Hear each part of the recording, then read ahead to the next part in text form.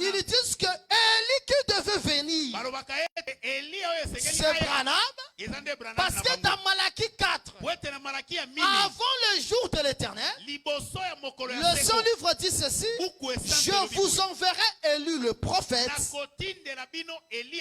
avant que le jour de l'Éternel arrive.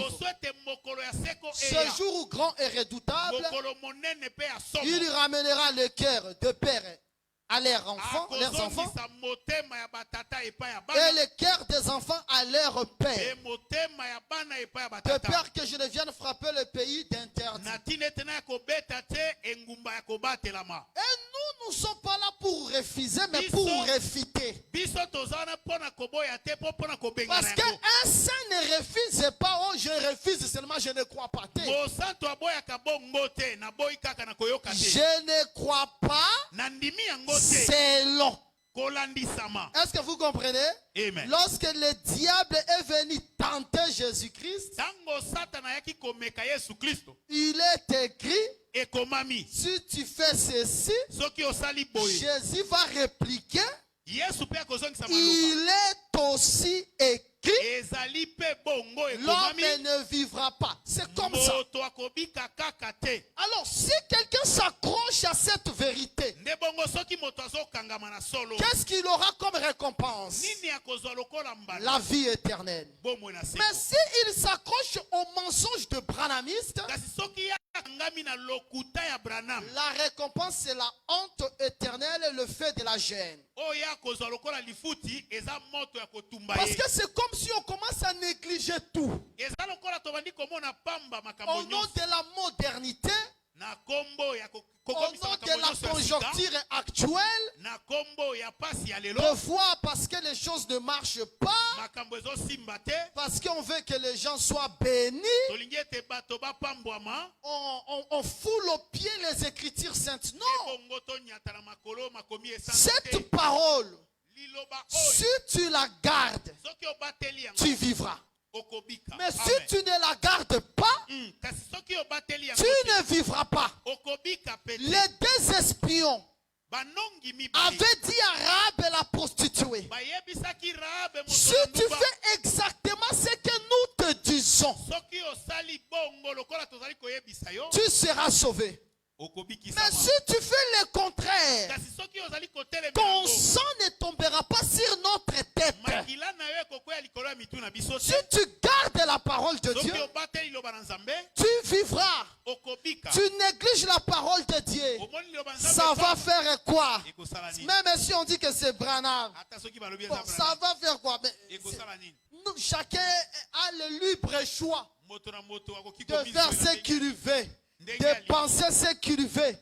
Ce n'est pas comme ça dans les choses de Dieu.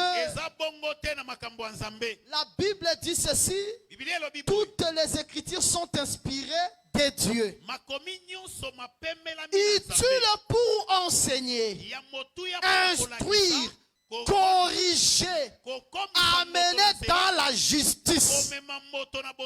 La doctrine de Branham, le branhamisme, cette doctrine, c'est la doctrine des démons. Je sais que tu peux avoir les cousins branhamistes. Cela peut te déranger, mais laisse-moi te dire que c'est ça la vérité.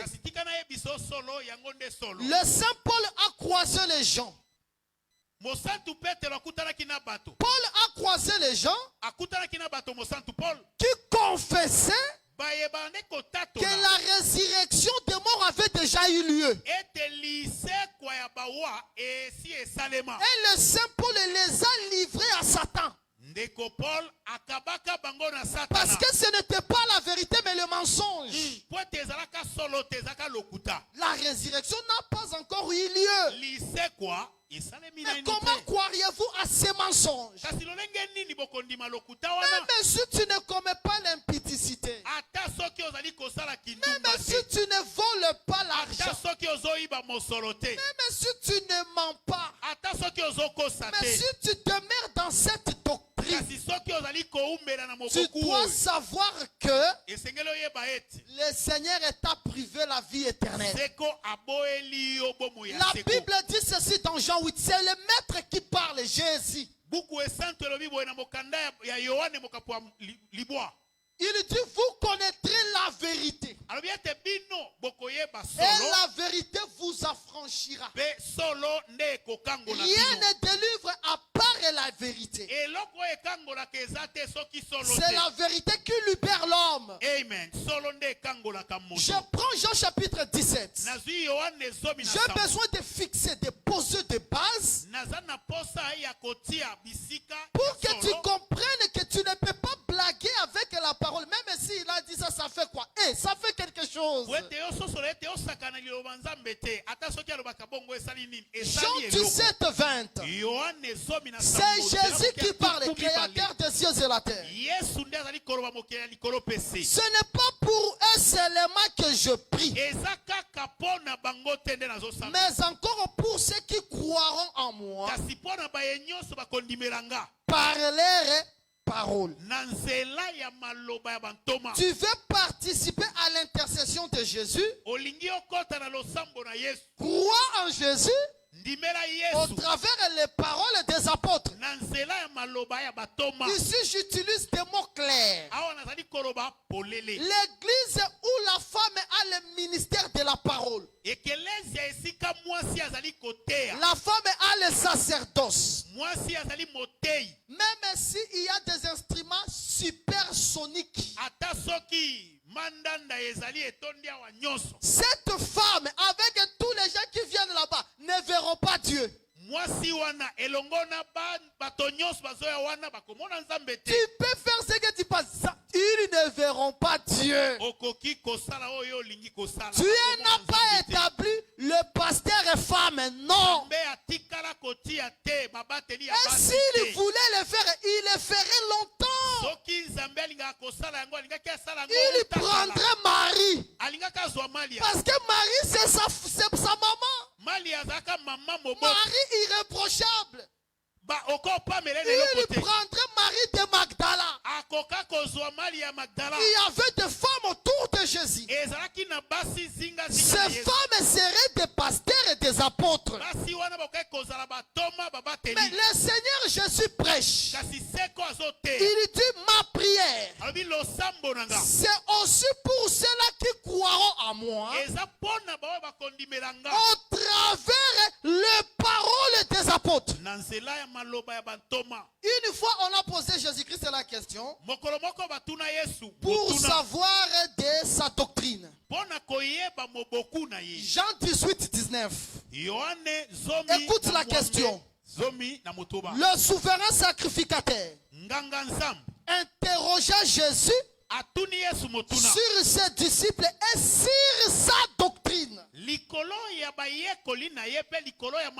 Jésus lui répondit, je parlais ouvertement au monde. J'ai toujours enseigné dans la synagogue et dans le temple où tous les Juifs ensemble. Et je n'ai rien dit en secret. Pourquoi m'interroges-tu? Interroge sur ce que je leur ai dit. Ceux qui m'ont entendu, voici ceux-là savent ce que je dis. Qui ont entendu Jésus? Les apôtres. Amen. Tu veux connaître de la doctrine de Jésus? Interroge Pierre. Interroge André. Interroge Paul. Ne m'interroge même pas. Interroge ces gens-là. Ils ont écouté Jésus. Ils savent ce que Jésus a dit. Amen. Maintenant, ceux qui savent ce que Jésus a dit, avec Marie, mère de Jésus, le jour de la Pentecôte, le Saint-Esprit est descendu. Ils ont commencé à prêcher. La Bible dit ceci. Pierre s'éleva avec les 11. Marie, maman de Jésus, à côté. Bouche bée. sœur de l'évangile éternel, elle comprend que moi je ne peux pas prêcher. Elle reste calme. Elle ne réclame pas même le diaconat. Elle ne réclame rien. Elle sait que je suis servante de Dieu. Je ne peux pas enseigner. Je dois écouter les instructions en silence pour que demain, que moi, Marie aussi, j'hérite le ciel. Maintenant, seulement vous, les prédicateurs du 21e siècle, les prédicateurs de français de France, tu penses que le français de France, c'est ça ce qui donne le ciel, hein? Le ciel, c'est le respect des enseignements des apôtres. Tu rejettes les enseignements des apôtres, tu ne verras pas Dieu. Tu vas te tromper.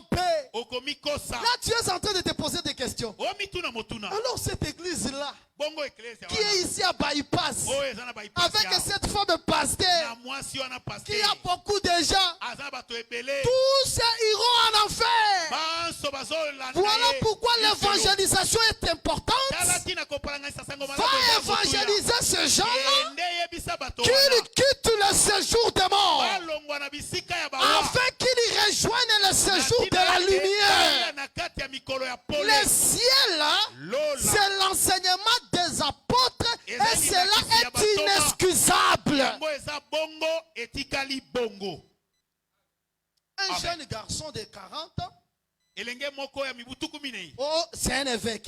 Évêque comment? Évêque, vous prenez quels critères? Les critères de la Bible ou bien les critères de votre coutume? Tournez à la parole, non, la parole est devant vous.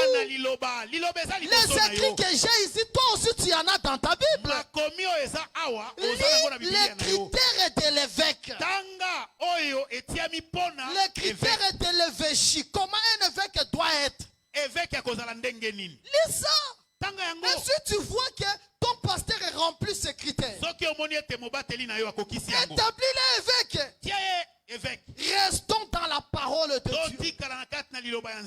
D'autres, le baptême de feu, il faut qu'il saute le feu. Je vis dans les TikTok. Confusion beaucoup inutile. Vous cherchez à créer quoi? La vie éternelle est dans l'ancien sentier. Pas les nouveaux sentiers. Pas le sentier des francophones et des anglophones. Restons dans la parole de Dieu. Même si nous sommes 8, le Seigneur, lorsqu'il veut sauver, il peut sauver même 8. Mais les 8 qui ont obéi à la voix de Noé, Dieu a détruit toute l'humanité. Lorsque vous dites qu'il est le même hier, aujourd'hui et éternellement, vous prenez seulement les côtés positifs. Prenez aussi côté sanction. La façon dont il sanctionne, il est le même hier, aujourd'hui et éternellement. Si les 8 obéissent, il va les sauver. Si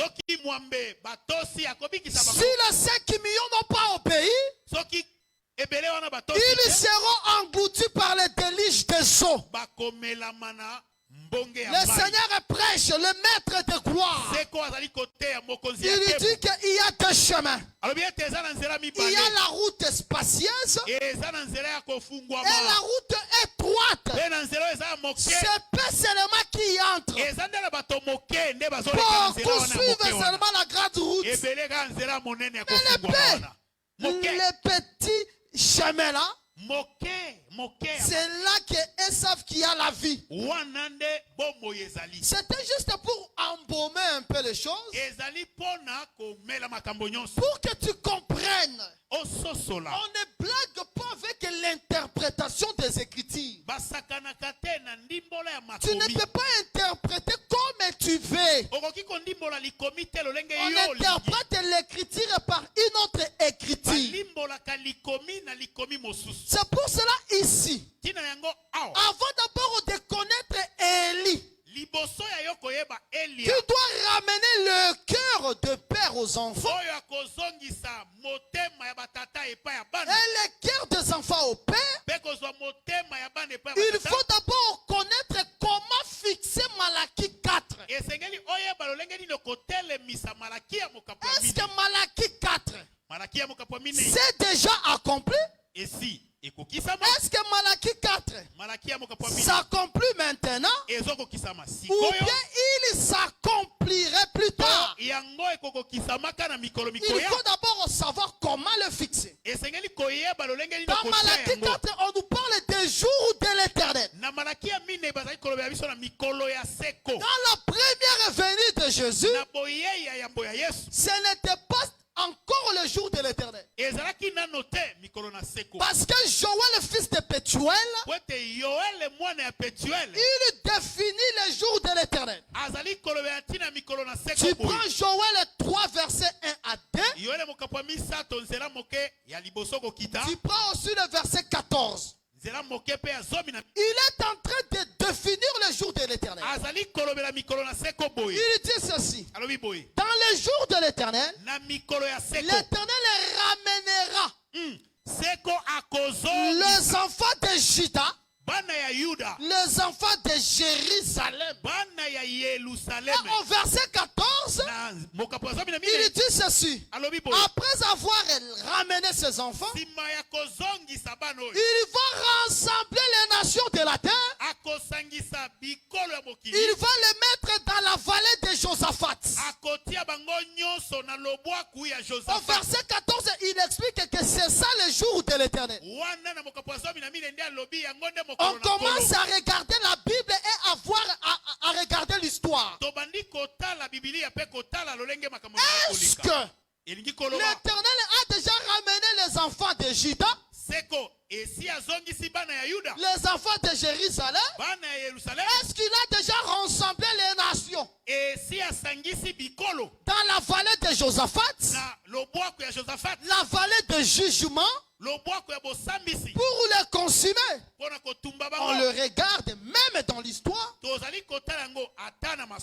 n'a pas encore fait ça. Cela revient à dire que le jour de l'éternel n'est pas encore passé. C'est que le jour de l'éternel est devant nous. C'est pour cela lorsque Jésus-Christ était venu, dans Luc 24, écoutez ce que les disciples dans le chemin d'Emmaüs vont dire. Nous pensions que c'est lui qui va nous délivrer entre les mains des Romains. C'est que dans la première venue de Jésus, Jésus-Christ n'avait pas détruit les nations. Il a laissé Rome continuer son cycle. Amen. C'est pour cela dans Malachie 4, lorsqu'on parle des jours de l'éternel, on est en train de montrer comment il va abattre les rameaux.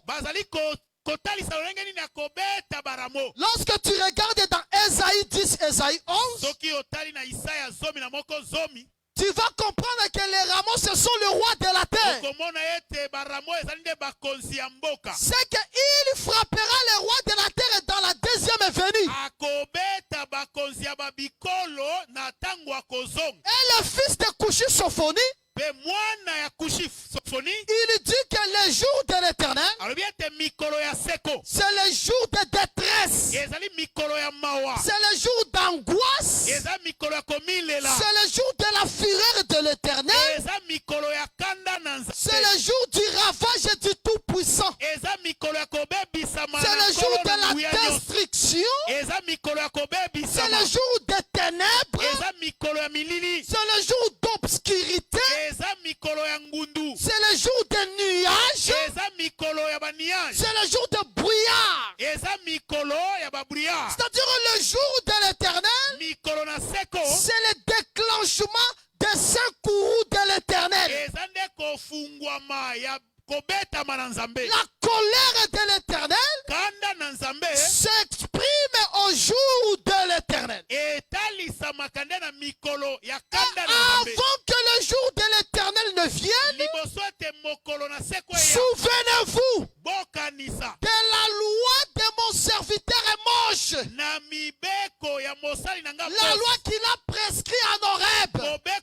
je vous enverrai élu le prophète avant le jour de l'Éternel.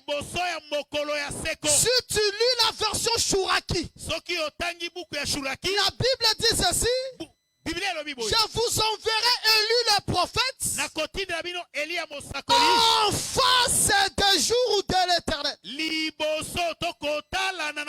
C'est-à-dire, élu le prophète viendra juste avant que le jour de l'Éternel ne commence. Et toi tu dis que c'est Branham. Déjà dans la prophétie, le jour de l'Éternel n'est pas encore accompli. Le jour de l'Éternel n'est pas aujourd'hui. Le jour de l'Éternel vient. Mais Branham est déjà passé. Branham est déjà passé. Il est déjà mort. Comment il serait Élie qui viendra avant le jour de l'Éternel? Parce que Élie viendra pour préparer le chemin de Jésus-Christ qui viendra comme l'agneau à 7 cornes.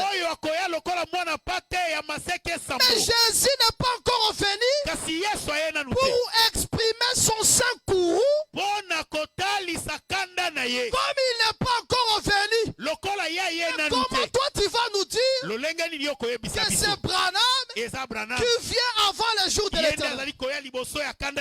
On accepte ta folie. Si c'est Branham, nous regardons les Élis de la Bible. Les Élis dans la Bible ne sont pas démariés. Élie le Tishbite n'était pas marié. Après Élie, Élisa, qui avait aussi l'esprit d'Élie, n'était pas marié. Après lui, nous voyons Jean le Baptiste, qui avait aussi l'esprit d'Élie, n'était pas marié. Nous voyons même Jésus-Christ, qui avait l'esprit d'Élie, n'était pas marié. Mais comment toi tu as l'esprit d'Élie, mais tu es marié? C'est le mensonge, c'est la sorcellerie, c'est la doctrine des démons. Un branhamiste ne verra pas Dieu. Arrêtez. Toi tu es dans des émotions. Nous sommes dans les choses de Dieu. Nous regardons la Bible comme les pharisiens même. Toujours dans les Écritures. Comme les disciples de Béret. Quitte tes émotions. Moi aussi j'ai déjà mon père à moi. Il est branhamiste en Angola. Mon père est branhamiste. Cela ne veut pas dire parce que c'est mon père. Non. S'il ne se répand pas, il ne verra pas Dieu. Parce que Branham n'est pas élu le prophète. L'esprit d'Élie, c'est l'esprit des célibataires. Tout le monde qui a l'esprit d'Élie, en dehors des dons de miracles, ils ont aussi les dons de célibat. Parce que les dons de célibat existent. Peut-être au milieu de nous, il y a aussi des frères et des sœurs qui ont les dons de célibat. Mais je vous dis, Branham n'est pas Élie. Il n'a pas de critères d'Élie. Élie bien-aimé dans le Seigneur, après lui, il a laissé la double portion à Élisée. Et la première portion, parce qu'Élisée était resté avec les doubles portions. La première portion de cet esprit d'Élie, après Élisée, ça va s'accomplir chez Jean le Baptiste. Et la deuxième portion de son esprit va s'accomplir dans Malachie 4. Élie qui viendra après l'enlèvement de l'église.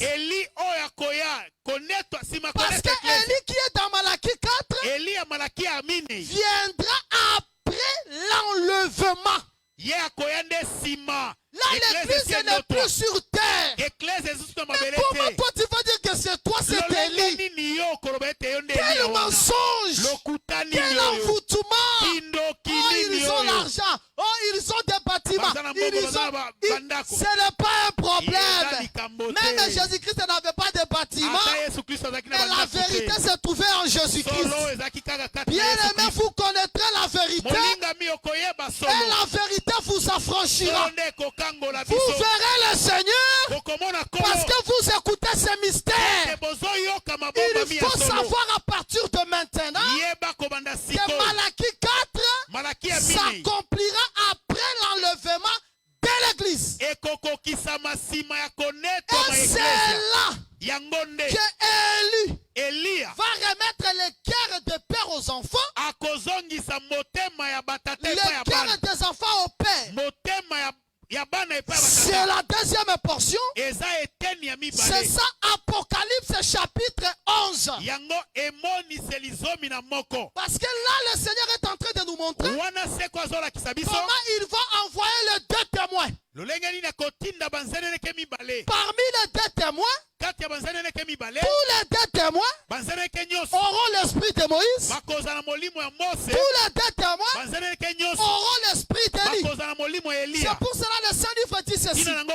Lorsque j'enverrai les deux témoins, si quelqu'un veut leur faire du mal, ils vont invoquer le feu. Le feu va descendre sur terre. Ils sont dans la Bible. Qui a invoqué le feu pour que le feu descende sur terre? C'est Élie. La Bible dit ceci. Ils ont le pouvoir de changer l'eau en sang. Qui a changé l'eau en sang? C'est Moïse. C'est pour cela le soleil de la justice va s'élever et la guérison sera sur les ailes. Ça sera le soleil ailé. Et ce soleil avait visité la maison d'Abraham. Abraham est assis sur le chêne de Mamré. Il voit trois personnes en train de venir dans sa maison. C'était le soleil avec ses ailes.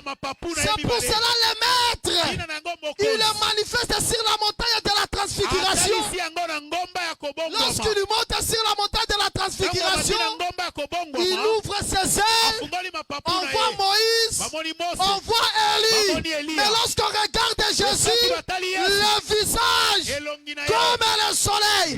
Voilà pourquoi Malachie chapitre 4 concerne ces trois prophètes, concerne Jésus-Christ, concerne les bien-aimés qui viendront après l'enlèvement de l'église, qui auront l'esprit d'Élie et l'esprit de Moïse. Mais avant que Jésus-Christ ne vienne pour consumer les chaumes, il faut d'abord Élie vienne. C'est-à-dire les deux messagers qui vont prêcher Israël pendant 42 mois. Pendant 3 ans et demi. Pendant 1260 jours. Lorsque nous partirons au ciel, la grâce que nous avons aujourd'hui, cette grâce retournera en Israël. Et lorsqu'elle va retourner en Israël, ça sera au travers de ces deux messagers. Et ce sont ces deux messagers qui viendront comme Élie avant le jour de l'éternel. Et le travail qu'ils feront, c'est prendre le cœur de père, mettre dans le fils. C'est pour cela que tu vas remarquer dans Romains chapitre 4, là où nous avons lu les cœurs de père. Beaucoup de pères mais avec un seul cœur. Mais ce sont des extraterrestres. 3 personnes mais avec un seul cœur. Là, j'ouvre déjà ces 3 pères et seulement c'est Abraham, Isaac et Jacob. Et ils avaient un cœur. Leur cœur c'est l'enseignement. Et leur enseignement c'est la foi. Abraham ne savait pas où il doit partir. Mais lorsque l'Éternel lui dit quitte, il quitte. Qui est différent d'Israël? Qui est différent d'Israël? Israël a vu des prodiges. La manne est tombée. La mer s'est ouverte. Israël a vu toutes ces choses. Mais lorsqu'on lui parle seulement, nous avons exploré le pays et nous avons vu les enfants d'Anak. Moi, je sais pourquoi tu nous as amenés ici. Faut bien mourir en Égypte. Les guerres des fils, c'est l'incrédulité. Et les guerres des pères, c'est la foi. C'est pour cela que le Saint Paul dit ceci. On ne peut pas recevoir l'héritage au travers de la loi. Pour recevoir l'héritage, il faut la foi.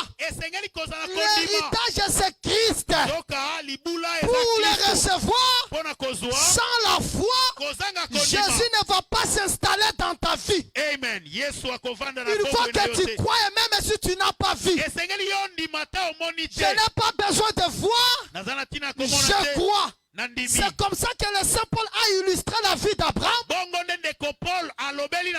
qui avait près de 100 ans. Il a cru et il a touché Isaac. Si tu crois, tu toucheras à tes promesses. Et puis il dit ceci, le Saint Paul. Il veut que tu puisses glorifier Dieu en croyant. C'est-à-dire, si tu crois, tu glorifies Dieu. Toi, tu n'es pas comme Israël, qui à cause de manque de foi, il n'a pas hérité le pays. Le pays, c'est Jésus-Christ. Parce que véritable Cana, c'est une personne. Toi, tu peux voir Cana, mais Cana a les pieds, Cana a la bouche, Cana a le main. C'est pour cela que tu vas remarquer, lorsque le fils de Noé a vu la nudité du père, le fils a parlé de la nudité à l'extérieur. Noé se réveille de son ivresse. Il maudit Cana. Cana qui était le fils de Cham. Ce n'était pas Cana qui avait vu la nudité de Noé. Mais Noé a maudit Cana. Maudit soit Cana. Que Cana soit esclave. Des esclaves de ses frères. C'est que Cana, avant qu'il soit payé, Cana était d'abord une personne. Cette personne a reçu la malédiction. Cependant, il était innocent. Cana innocent, mais il est maudit. C'est Jésus qui n'a rien fait, mais il est maudit à la croix. Israël n'a pas reçu Jésus parce qu'il a manqué la foi. C'est pour cela, avant que le jour de l'Éternel ne vienne, il faut que Élie ramène d'abord le cœur, que le peuple abandonne la loi et que le peuple s'accroche à la foi. Sans la foi, tu ne seras pas agréable devant Dieu. Glorifie le Seigneur juste en croyant. Parce que si tu crois, tu es en train de glorifier Dieu. Ce que tu cherches, le Seigneur ne te demande pas beaucoup de gymnastique. Crois seulement. Et lorsque tu crois, tu glorifies le Seigneur. Même si tu fais que des cauchemars, tu crois ce soir, désormais, je ne ferai plus de cauchemars. Laisse-moi te dire que tu as glorifié le Seigneur. Ce que tu cherches, glorifie juste le Seigneur en croyant. Ne doute pas. Ne t'ai-je pas dit, si tu crois, tu verras la gloire de Dieu. S'il te plaît, bien-aimé, profite de cet héritage. L'héritage que le Seigneur nous a donné, c'est la foi. Croyez, vos situations vont changer.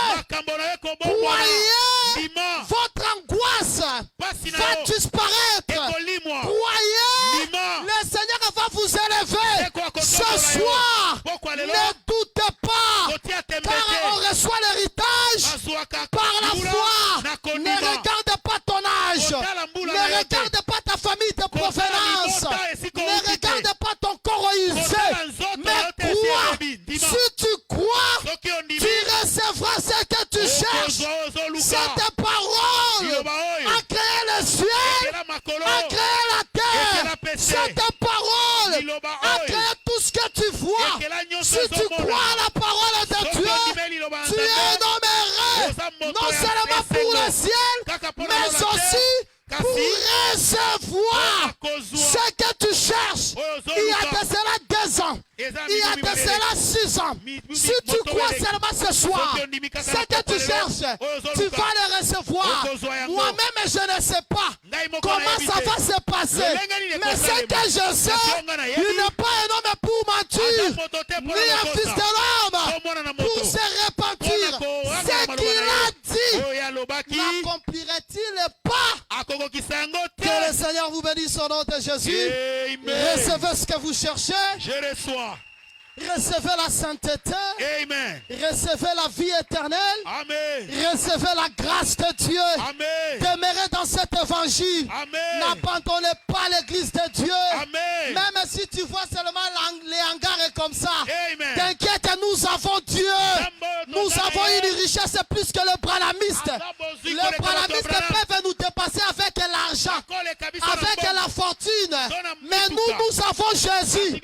Même si Jésus est venu sur la terre, il n'est pas venu par trop, mais il a tout en lui. Bien-aimé, restez dans cette église, parce que ici, vous écoutez l'évangile éternel, où on n'élève pas un homme. Nous tous nous élevons Jésus. Le prédicateur, même s'il crache le feu, il doit se prosterner pour que celle Jésus-Christ soit visible, soit installé dans le cœur. Que le Seigneur vous bénisse au nom de Jésus-Christ. Amen. J'ai besoin que tu fasses une prière sans bruit. Une prière sans bruit. Pendant que je parle, toi tu es déjà concentré. Pendant que je parle, toi tu es en train de voir ta situation qui te ronge. Pour recevoir l'héritage, on le reçoit au travers de la foi. J'ai besoin que tu demandes ce que tu ne demandes pas au Seigneur d'habitude. J'ai besoin que tu demandes avec foi, que tu crois à ce que tu as reçu. Les autres qui ont une grande foi, au lieu même de prier, ils vont commencer à dire merci Seigneur pour Pessinga Yango. Merci Seigneur pour la tombe ami déjà. Merci. Prie avec foi pendant que 5 minutes, que le Seigneur te bénisse et que le Seigneur t'exauce. Seigneur, makambo yo ezalaka makambo ya bamasekite tosala masano te. Tondimela nzambe oyo ya Abraham, ya Isaac, nzambe ya Jacob, nzambe na bomoi nde biso